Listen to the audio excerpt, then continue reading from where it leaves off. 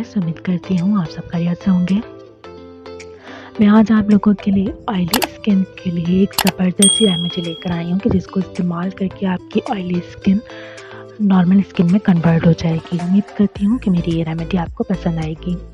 चलिए देखते हैं कि आज की रेमेडी को हमें किस तरह से बनाना है। आज की रेमेडी के लिए आपको चाहिए शहद और नींबू का रस।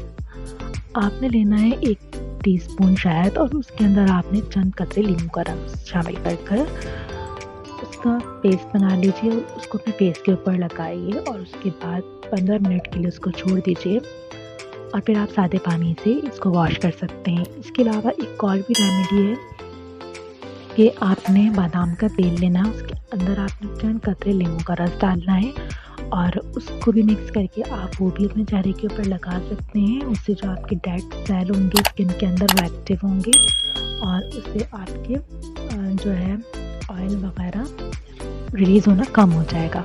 और जिनकी ऑयली स्किन हो वो जब भी धूप में निकलें या गर्म जगह पे जाएं तो सन ब्लॉक का इस्तेमाल लाजमी करें, क्योंकि उससे आपके पोर्स जो होते हैं उसके अंदर ज़्यादा मैक्सिमाइज़ नहीं होता, उसके अंदर से फिर ज़्यादा ऑयल प्रोड्यूस नहीं होता।